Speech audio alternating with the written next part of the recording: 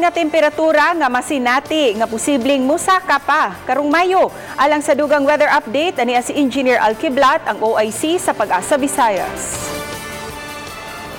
May hapon, ano ang pinaka-latest weather update? Sa gihapon, ang tibuok Visayas makasinati og maayong panahon. Tungod kay watay monitor nga bati nga panahon, suod o gawas sa Philippine Area of Responsibility, hinoon na ay cloud cluster suod sa Philippine Area of Responsibility nga posible kaning may epekto sa Mindanao pero dili diri sa Visayas.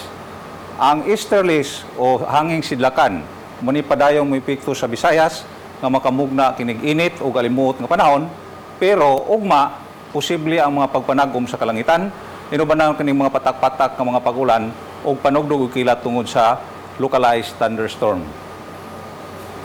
Para sa kahintang sa hangin o kondisyon sa kadagatan, ang tibuok Visayas magpabiling makasinati og hinay ngadto na sa kasarangan nga hangin ug ang kadagatan malinawon ang pagbalod.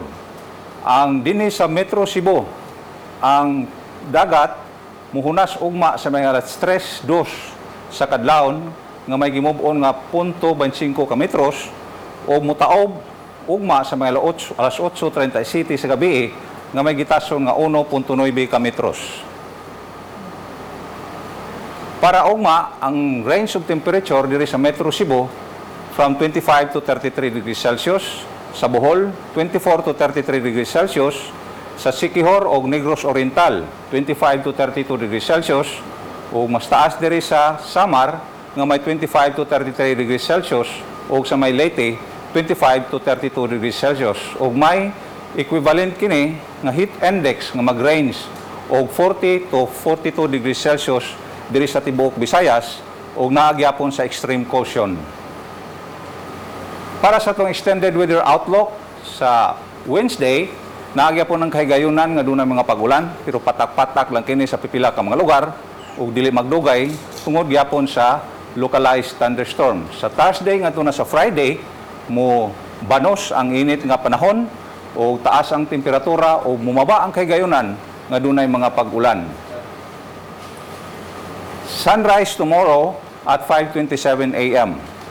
Kabalo ka ba? Lunod aning kakulangan sa atong ulan nga nasinati sa miaging tulo ka buwan o magpadayon kani sunod buwan, dunay pamaagi nga makamugna og artificial nga mga pag-ulan, gitawag kini og cloud seeding, diin usa ka pamaagi nga gi-modify nato ang dagan sa panahon pinaagi sa paggamit og eroplano nga magbubo og asin or dry ice sa cloud para mapadagan ang gitawag nato particle sa cloud nga cloud nuclei, condensation nuclei nga mao kani responsable nga mo convert sa water vapor nga nasud sa cloud para mahimong tubig para makabundak og mga pag-ulan.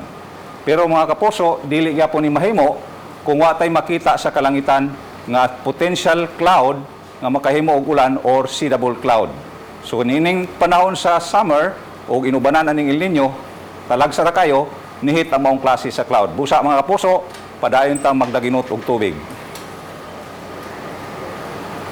Kabalo ka na. So mga kapuso, sa dugang detalye, mahimong mo bisita sa atong official website bagong.pag-asa.dost.gov.ph o sa mga social media accounts nga nakita niyo sa inyong screen. Gikan diri sa botan sa Pag-asa Mactan, Pag-asa Visayas, DOST. Alkiblat para sa Balitang Bisdak. Daghang salamat.